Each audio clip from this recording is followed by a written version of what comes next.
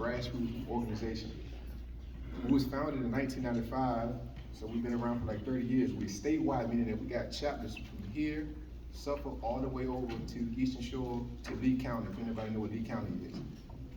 So what Virginia Organizing is, we're a grassroots organization and we help people get things changed. A lot of times people don't like to embrace change. People like to be stuck in one place. Next thing you know, they don't want to change anything.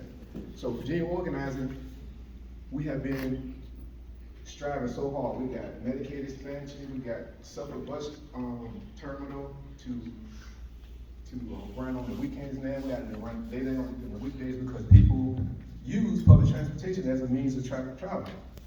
We also worked on criminal police reform. We worked on that a couple of years ago when George Floyd was murdered. We worked on that. We also worked on getting City Council to establish an emergency shelter in Portsmouth. That's what I'm doing too. So for Virginia Organizing, it can teach you a lot of things in reference to how to get things changed and how to actually advocate for yourself. A lot of people don't know how to advocate for themselves, meaning that when something transpires in your life, how do you respond? That's the question. How do you respond? And you need knowledge to respond to it. So the more you adopt, the more you absorb knowledge, when something transpires in your life, you'll know how to respond to it. So Virginia Organizing, we got a chapter in Suffolk, and my email address, you can contact. I'm gonna give everybody my email address before I leave, but I want y'all people to get involved with Virginia Organizing. So now I want to talk about me now, Tony Jones.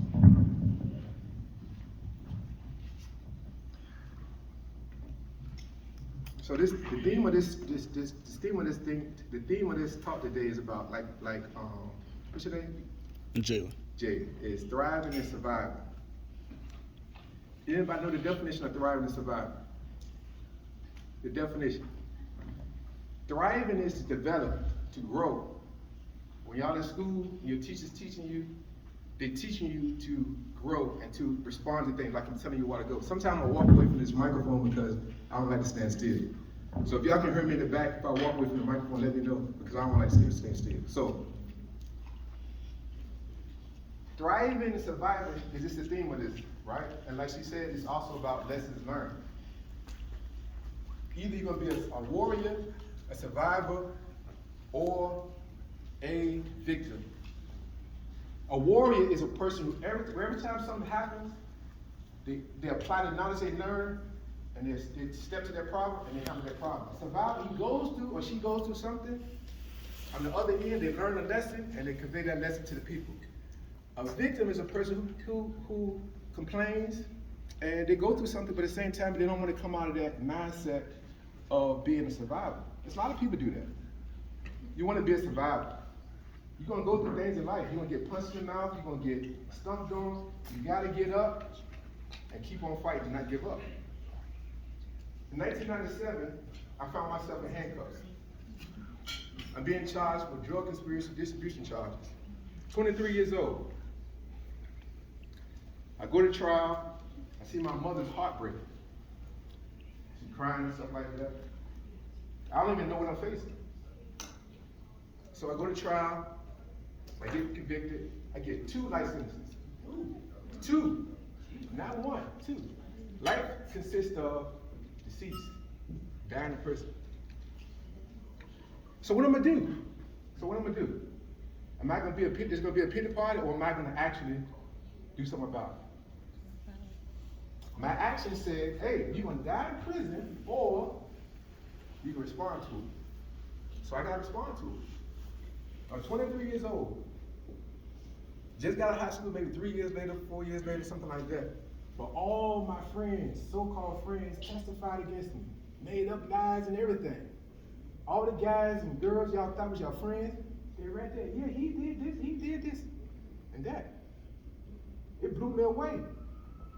Here I am, convicted, going up the road. So as I'm going up the road, I say either I'm gonna learn these definitions, I'm gonna learn the law, or there's no other options. I gotta learn. I'm nothing but all around chaos, 24/7. Gang violence, riots, food strikes, All these things going on while I'm in this prison. This is a maximum prison because I got a life sentence. Life means they want me to just die in prison. 23 years old. I ain't killed nobody, done nothing like that. So like I said, when something happens in your life, you gotta respond to it. You can't have a pity party. Oh my God, they're gonna do this to me, they're doing this and doing so on and so forth. Hey, you got to advocate for yourself. Plain and simple. The more you get the liking of reading, being around the people who are smarter than you, I guarantee you'll be a brilliant person. Reading saved my life. Let me say it again. Reading saved my life. I had to learn the law. It took me 9 years to learn the law.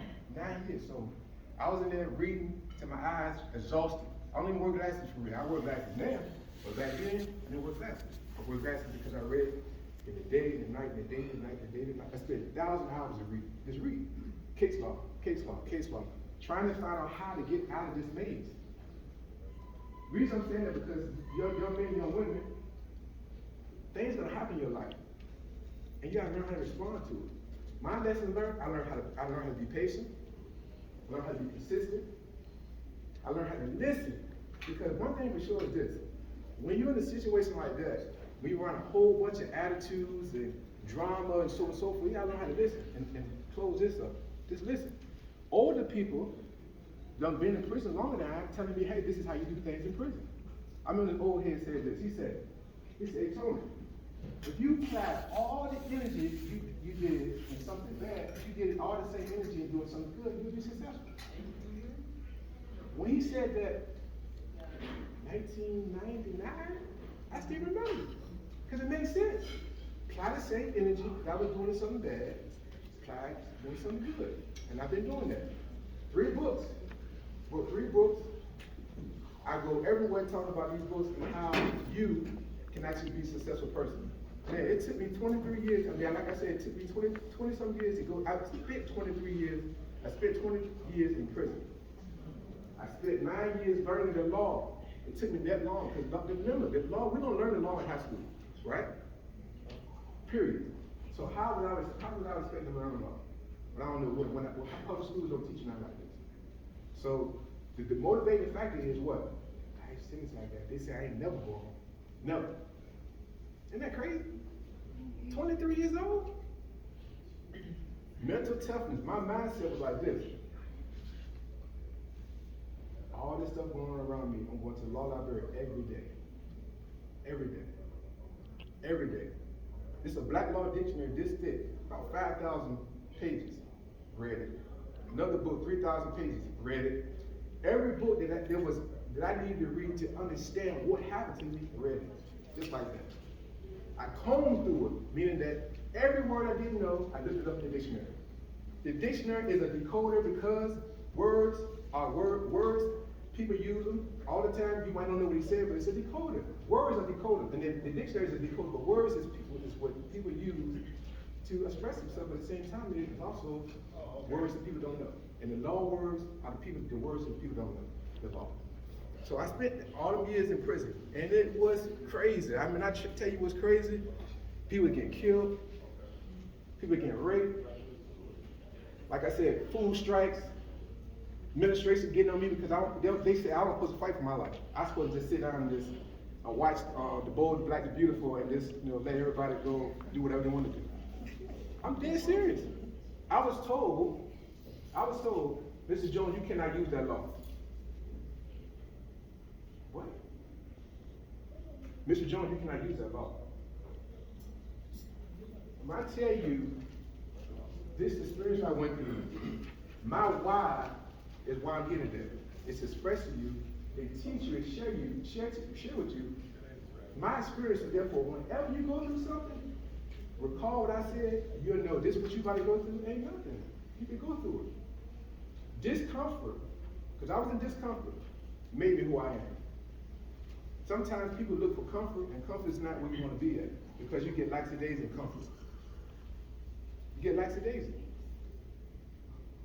Lackadaisy, I'm just telling you, lackadaisy. So this discomfort I was going through every day, being a long way from home, being around people who don't care, some people who miss their family, some people was like myself, like made a mistake, next thing you know, you're just trying to like learn the law and get out, but at the same time, it was a learning experience. A learning experience. Discipline is discipline is something a lot of people need, they don't know how to actually go about getting it. You can't buy discipline at Walmart, they don't sell it. Discipline comes when you go through some type of experience and you learn from it. Or, I can learn from your experience. You go through something, I look at it, and I talk to your God, next thing you know, I understand what you want to do. Next thing I can convey to somebody else, so therefore they don't go through the same thing you want to do. But wisdom comes from going through things, paying attention, listening to your parents, listening to other people that's older than you, just listening. Because some people are going to drop off some stuff that's not good, and some people are going to drop off some jewels, plain and simple. But wisdom is something that you don't get, like I said, at a convenience store. You gotta go through some things. Confidence. You need these things. How can you participate in sports? How can you participate in school? On these other activities when you don't have confidence? You don't believe in yourself. At some point, you gotta believe in yourself because somebody ain't gonna believe in you. You gotta say, I can do this without hesitating. You gotta say, I can do it. What grade you in? Yeah. You? Yeah. One to the ninth grade. Okay, good. You? Senior? Was it tough? Was it tough? Life always will give you some tough trials. All the time. Whether in school, out of school, whatever the case may be. You just gotta pay attention to the lesson. This is a lesson. Because if school was tough for you in the 12th grade and you went through it, so when you go to college, you can reflect on what I went through as a high school student and say, hey, if I can get through high school, I can get through college too. It ain't nothing, it's gonna get hard, but I ain't gonna say it's gonna be easy, but I can do it. I did one thing, I can do another. You gotta tell yourself constantly, outwardly, hey, I can do this, I got this. Some people don't do it like that, but like I said, you tell yourself outwardly, hey, I got this, you can convince yourself you can do it. But if you don't start telling yourself you can do it, you ain't gonna do it. You ain't gonna do it. Because it get hard. It's gonna get hard. I'm not telling you don't rest or don't like take on these challenges because you don't have to take on these challenges, plain and simple. You have to. That's growth. Self-development. The more you learn, the more you educate yourself, the more you can handle anything. Pick up books all the time. Let me say this to you. Just pay attention to this. High achievers don't commit crimes. They're always in the books. Listening, reading, being around people smarter than them. High achievers do not commit crimes. So, that means us as adults, we gotta help y'all young people get the necessary programs that y'all need. Because high achievers don't commit crimes. All the time they think about what? Playing football or entrepreneurship, running a business, so on and so forth. They don't think about the crime. Like crap, that stuff played out. Don't even make sense over there. You'll tell a young dude if you see somebody say something stupid, you'll tell him, hey, man, what are you thinking about? That don't even make sense. You know the consequences of what you going through? No. So my thing is this. I want public schools to start teaching young adults and young men and women the basics of the law, meaning that legal terms. If you start understanding legal terms that's being utilized in the court system, I guarantee we can end mass incarceration. A lot of times when we go to court, we don't know nothing about it, we shoot ourselves in the foot because we don't know nothing. But we are supposed to know. They say ignorance of the law is no excuse. So they say, hey, because you don't know the law, there ain't no excuse. I'm gonna still give you a life sentence. That's what they did to me, right? Right? But what I do, I learned the law. Because I ain't giving up. My faith dictates I gotta fight back. I can't lay on the ground and say, oh, woe's me. They gonna keep me here forever. I can't do that. That don't even make sense. But the thing about it, I'm sure this problem was because a lot of people in here in the room got other type of things going on and they want to give up. Can't give up. These experiences you're going through teach you a lesson. Don't run away from the lesson. Don't run away because you're running away from a lesson that you might need, that you're going to learn. Like, for example, let's say You felt it for a whole year. You felt it. You missed too many days. You know goodness well you're gonna do that next year. Because you know I can't miss over 30 days. Right? So you gotta understand your circumstances. You gotta understand that, hey, if I start quitting anything, I'm gonna always quit. If I start quitting anything, I'm always quit. If you quit one thing, something get hard, you're gonna quit. Like I said, life is not peaches and cream. Life gonna throw you curveballs. It's gonna do all things like that, all types of things like that. But your thing you gotta do is you gotta fight back. You actually gotta fight back, and like I said, just don't give up. My greatest moments didn't happen in my greatest moments. My greatest moments happened in my darkest moments. When I was in prison, learned how to fight, that was my best moments because I had to learn. And it was no motivating factor. There wasn't no school teacher telling me, Mr. Jones, did you do your assignment? There wasn't none of that going on. Know what the motivating factor was? 2 life sentences. They say never go home. That's the motivating factor. The motivating factor. I gotta read all those books over there, every last one of them. And I time I was reading through it, I said I gotta comb through it. Meaning every word I don't understand, I'm gonna look it up in the dictionary, get a comprehension of what it is, what it says.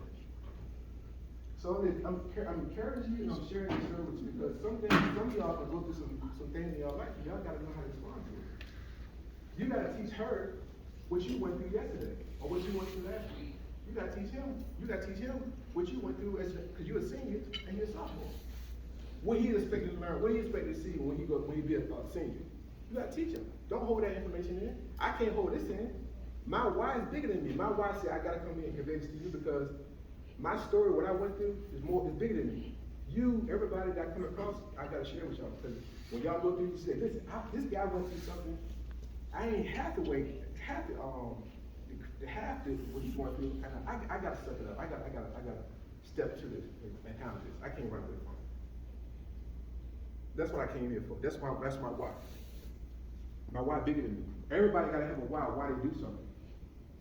Why you play football? Because he wanna go to the NFL. Why you go to school? Because you want an education. Why you do what your mother tell you to do? Because you don't want to, you don't want opposition with your parents.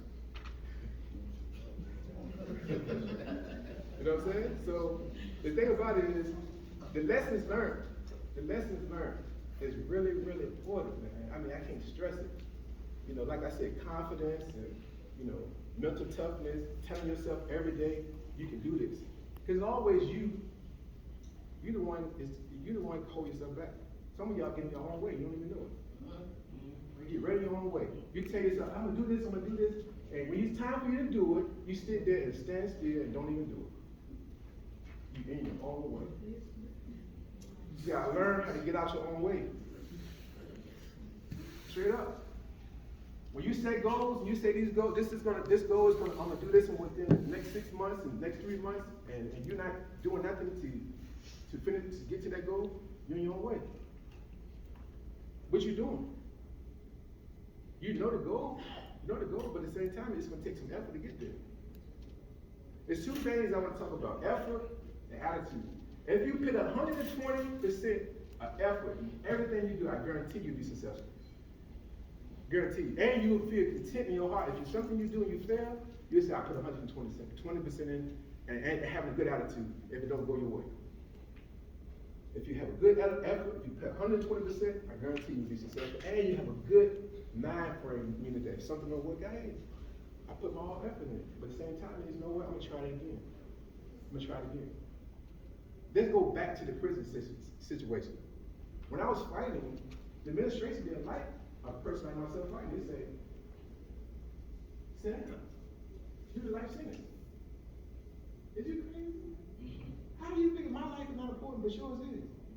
My life doesn't matter? I spent years sending paperwork back and forth to this place and this place and this place and this place, because this is the thing you gotta do when you're exhausted with your administrative records. Some of my paperwork kept coming up missing, and some administrators telling me, hey, Mr. Jones, you can't do that. The law says any person can use the law. Why I can't use it? But I'm the person that's actually executing and learning and applying it. So you don't run into a lot of people like that. So it's like I'm an alien. Mr. Jones fighting for himself. But everybody, all y'all don't have to fight for yourself. You always got to advocate for yourself. Who gonna advocate for you then? Your mom or your dad might do it, but who else gonna advocate for you? Nobody. You gotta learn to speak up. If you're at a job and you know you're supposed to be a supervisor, you think you're just gonna keep staying at that level, or you gonna speak up and say, I think it's time for me to be a supervisor. I understand all the requirements to be met, and I'm qualified for that. And so, advocate for yourself. Speak up. You even advocate to your parents, but do it in a respectful manner. Hey, Mom, I've been doing my work, I've been getting honorable. It's time for me to get some new shoes, you know what I mean? Because these ain't what's happening. Oh, you're right. You've been doing good. You gotta speak up. If you advocate for yourself, I guarantee you, also you're gonna be a successful person because you're speaking up. When you see something that don't make sense, you can speak up about it. So these qualities and these things I'm telling you about, I'm just introducing you to them. So when you somewhere later tonight, and you reflecting on confidence, effort, and attitude, and mental toughness, think about it. My mind gotta be tough because the things outside that door. When I leave my mom's house, my dad's house, I gotta deal with certain things every day. My mom never in her million years thought her son would get a life sentence for a non-violent offense. Just think about your mom sitting there crying. Her son about to get sentenced to 2 life sentences. Don't take your mama through these situations like that. Don't go through stuff like that. I'm telling you my story because I don't want none of y'all to go through nothing like that. I left people in prison right now to this day because they didn't want to get up and do nothing about it. These people still doing 30 years, 40 years, 50 years, they're still doing time. I was one of the persons saying, you know what, I ain't doing it. Steve Jobs said one day, he said, the craziest people are the ones who's crazy enough to believe they can change the world. And they actually change the world. Ain't that something? Because we don't perceive the things different. When people say we can't do something, we say we can, and we say, watch me do it. I'll show you, better than tell you. Well, I'm that one of those persons. Watch me. When dude was telling me, hey man, you're never gonna be out of here. They don't respect your paperwork. I'm here. And not just that, I changed the laws. I got thousands of people out of prison. Thousands. Because my effort. Because I said, hey, these laws are outdated and they don't make sense. I'm a young person. How you want to give me you want to give me a life sentence for one arrow? They say my life doesn't matter. But like I said, I fought and got the laws changed. Now people don't get life sentences like that no more, like they used to. But it had to be, like I said, I had to have effort and I had to have good attitude. And the same time is I just won't give it up. And I can't get it. That's my why, like I said, my why always stays in front of me.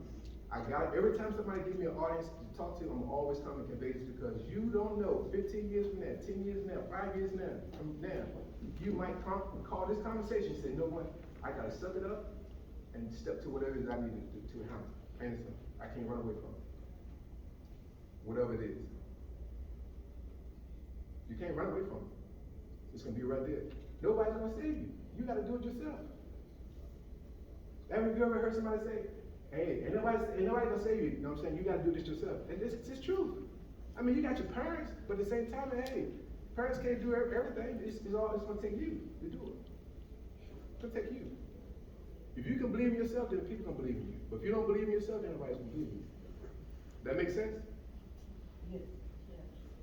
I'm just telling you, listen, it's guys that didn't believe in themselves because they felt that they couldn't take on this big task of fighting back. They sat in front of the TV 24 hours a day and burping and whatever else all day just watching TV. Know what I was doing?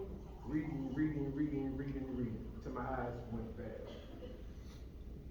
So, like I said, warrior, who are you? A warrior, a survivor, or a victim? Please, I know we're gonna go through some things in life, but don't stay in the victim state of mindset. Because you don't want to get up and do anything about it. You always want to complain and say, oh man, they did this to me, they did this. I could easily take that role myself, but I'm never gonna do that. Because why? It makes me seem like, hey, I'm not a survivor. I'm a survivor. I'm a fighter. Everybody's here is a fighter. You gotta have that mindset like that. Because when that thing happens for you, it's gonna happen. I don't care what form it's gonna come in, some things gonna happen, you just gotta fight for yourself. Not talking about physical fight, we're talking about physically doing something about your circumstances. Advocating for yourself. Speaking up for yourself. Can you have a touchy conversation with your teacher? I don't know, can you? Without having a disagreement and an agreement, can you do that? I'm pretty sure you can, if you practice it. Can you have a conversation with your parents without disrespecting and keeping your tone low? I know you can do it. Can you have a conversation with your buddies? Sure. And speak lay out your opinion? Sure you can. But you gotta do that on a regular basis. It gotta make sense. It gotta be facts. Like y'all young people say, facts. That's facts, facts, facts. So, anybody got any questions so far? How did you actually get out of that sentence? I'm glad you asked that question. So, for 9 years when I was learning the law, I started a lawsuit. And when I started a lawsuit, I used that as leverage to eventually, Obama came to the picture there because they didn't want to change the laws then. So he came and gave me clemency because they didn't want to give me the lawsuit. The lawsuit was worth, millions of dollars because they were holding me legally then after I had went through a exhaustion administrative remedy. So I help people get out of prison too, and I help myself get out of prison. Like I said, I use a lawsuit as leverage, and I got clemency. Y'all know what clemency is? Yes. Okay. No. Can you explain what clemency is? You have, my definition is, you find favor and with someone, and you're able to get out of, or whatever it is you're trying to get out of. Yeah. So clemency, she said it right. Clemency is a computation of your sentence. You say your sentence, they cut your sentence and say your sentence is complete now. It's not pardon. Pardon is saying that you're not guilty. Computation meaning that they get in the sentence at this particular point.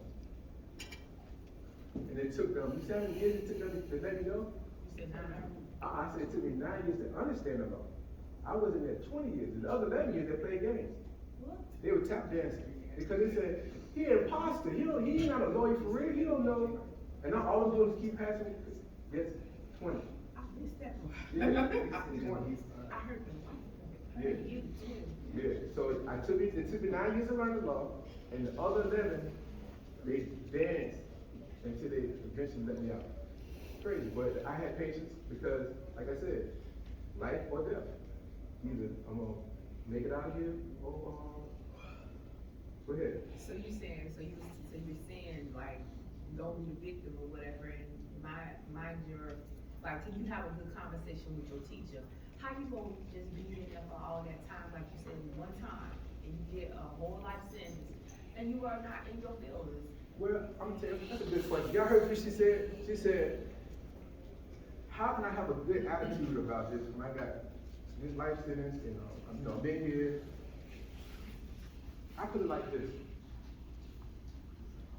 Everything you're gonna go through in life is a test. It's a test. So I looked at it as a test. I learned a lesson. I had some bad days, I had some bad days, but the best day was all about, it's a learning experience, I'm learning something, I'm learning so much, I never would have learned this in school. And that humbled me. Especially when I started helping somebody and I got her to go home. When I seen her go home out of nowhere, I knew I was on something. So that motivated me because as I'm learning, I'm helping people, and when I'm helping people, I'm seeing people get relief, that inspired me. So how do you know what you know now? How do you influence policy now, especially with like the new current administration coming in? Same question. So how do you like influence policy now, knowing what you know, especially with like the new administration like coming in and coming? So by me being an organizer, right? Being an organizer, I know the law, and certain laws I know that's gonna directly affect people. I always speak out about it because I know it'll affect us in a certain type of way, but it might not affect another class of people in a certain type of way. So I already tell people, hey, these laws I tell senators, delegates, congressmen, all about what she said. Hey, these laws they don't make sense. That would directly affect a lot of people if you try to bring this to some type of enactment. So I have to explain like that. The Do you have like close relationships with like the councilmen and stuff? All of them, yes. That's what, so Yeah. can you tap these young minds into them so that way they can know? Sure can. So every January, February, every year, I always go to the General Assembly, right? And what I do is I talk to the senators and delegates about new legislation that's coming out. Some legislation, like she said, is no good. It's not gonna work. It's gonna hinder our growth. I tell them, hey, this is gonna hinder us. Well, if anybody would like to go and share that experience, I would love for y'all to go and actually go down there and be on the floor and watch the law and heard other laws that's coming to act, how they vote on, certain laws and so on and so forth. You'll learn from this, because other schools will be doing the same thing. Do you have a call? Sure. Thank you. Yep. Any other questions? Don't get shy, man. Any other questions? You have any more questions you wanna ask them? Yeah. Any of them? Yeah, I mean, I have a question. Okay. So, you saying like you kept a positive mindset or whatever, now, did you have some type of religion, or what was your focus for that? Because I mean, like for me, what keeps me motivated and stuff when I get down or whatever is my faith in God. Right. So, how did that play, like, what was that, cause I mean, a life sentence has to be rough. Right. Just say you got that, what was your motive, other than, what kept you grounded? Okay. She said, what kept me grounded in this process? I'm gonna tell you one of the main things that kept me grounded, I felt like I got played. Okay. I felt like I got played. I can understand. When I read my paperwork, mind you, back at that time, we always put so much emphasis on our lawyer that, that we hold ourselves back, we don't even do no investigation. Right. So when I actually read it, the indictment and stopped understanding the law, I said, they got out of me. They really got out of me. But I ain't gonna get mad because they did it to me. I'm gonna get back. I'm gonna get back. I got another question for you. Mm-hmm. Cause you talking about like you had these drugs or whatever not, you got this time, but I never heard you say, I actually took accountability for what I had and what I did. I heard you say your sentence was wrong, but sometimes that's the problem with some of our youth. They're out there, they're doing these things or whatever, and when they do get charged for the crime or they get caught or whatever, they never take accountability. Yeah. So you don't take accountability for what you've actually done, then in my eyes, you can't really fight for yourself, because Right. you never took accountability for Right. what you did. Right. So one of my main things that I talk about, I'm glad you brought that word up, is responsibility, right? I took on the responsibility to learn the law because nobody else was gonna teach me. I took the responsibility and accountability because I said, I got a license, I got it, I got to do something about it. I took that responsibility to do that. But at the same time, a lot of people don't, like you said, don't take that responsibility, don't take accountability. Y'all gotta take accountability for your actions. Consequences, everything goes with consequences. There's always a consequences for all your actions. So I couldn't do nothing to be mad at myself. I ain't get mad at nobody but myself. I knew they got out on me, man.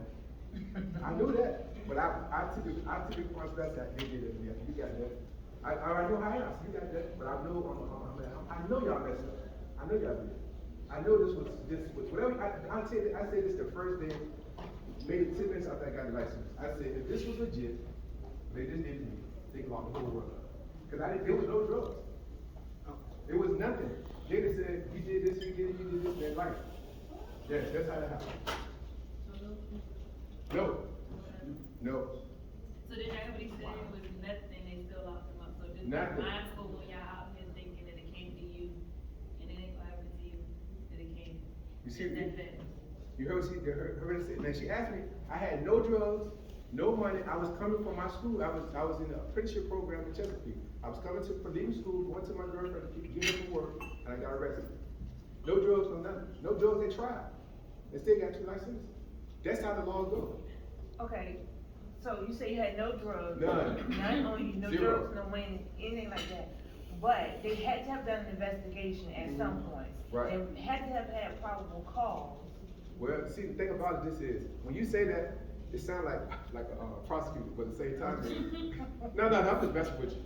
But they didn't have proper cause, because the thing about it, they are prosecuting me on some old stuff, or what convicted felons have said. Mind you, convicted felons are gonna make up some stuff. Right. Because they're trying to get time cuts. They're gonna make up stuff they'll say this copy perfect if they can get 5 years deducted. Right. So the thing about it is, that's how they built their case, by convicted felons. But, Now, people testifying against you. Yep.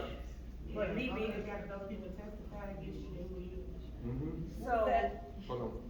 What was that? Say it again, miss. I said about people testifying against you. As long as they got enough people testifying saying this, they will convict you. Yep. They so, will. Go ahead. I understand how you, so, let me ask this question.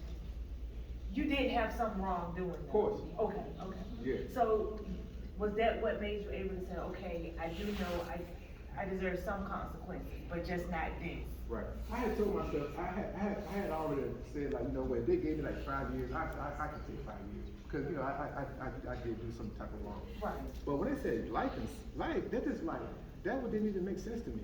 I would've hit the floor. You know, and That probably would've been the end of me right I there. gotta get up there. but you know, the thing about it is, Person. it's an action and reaction, Yeah. right? Now, since I went through that all Cause day, that was on that white there's sheet. family members not going through that no more. Because people not getting life sentences like that no more. But I also be mindful of this. I'm also advocating that public schools start teaching young people just the increment of definitions, legal definitions. This is learned like the basis of conspiracy, the basis of mandatory minimums. You know, conspiracy law. Just to know it. So therefore, if you knew something about conspiracy and you read the statutes, you say, oh man, this gonna say 10 to life. I ain't never gonna do nothing like this. It's gonna tell you this, you know, you have like a warning, like, hey, don't never do this. Go ahead, you say something. It'd be a deterrent. It'll be a deterrent. Mr. Jones, I got a question. Go ahead. You did 20 years. You fought your case for 9 of them, and then other 11 years they played with you. Right. How did you have the intestinal fortitude, the mental fortitude, to get through 20 years without getting no mess behind the walls? Okay. So the question is, you said, remember I said it took me 9 years to learn the law. 9. In the other 11 years, they were tap dancing, playing games with me, you know, in reference to my freedom. I became Muslim in 2003. Became Muslim. And when I became Muslim, the fundamental of being a Muslim is about discipline and a lot of other things. So the discipline is reading, because reading, Muslims got to do a lot of reading and so forth, but reading became my second nature. I read all the time. And I knew all the knowledge in the It's books. only one Listen white to sheet, what I right? said. All of the knowledge It's is only in all the one white books. sheet, right? All the knowledge is in the books. That's the secret. All the information is in the books. All of it. I'm just telling you. I couldn't stop reading books. I tell my mother, oh, hey, once send me these 5 books. Send me these other 5 books. Send me these other 5 books. All I want is books. I don't want anything else. I don't want this. That's my food. It's books. I'm serious. Books. What you ready to say? No, I wasn't gonna say nothing. I was listening. Like I said, education saved my life. If I wouldn't take the necessary means to read, to learn, to comprehend, I would not be here before you today. Plain and simple. So I'm telling you, don't take your education light. Don't take your reading, the basics, don't take it light. The mathematics, don't take it light. The comprehension, don't take it light. Don't take it light. Straight, I'm telling you, because the minute they know that you don't know, they anticipate, hey, you don't know that, just give my license, he'll be all right. And gave me a license. That's crazy, I don't know what. But I know y'all still trying to absorb it, but that's what transpired. And it's 100,000 people that went through this, because remember that the United States had the largest prison population in the whole world. Did y'all know that? I did. The largest population in the whole world, we live there. The United Out of States. that population, how much of us is minorities? Oh, you already know me with the highest.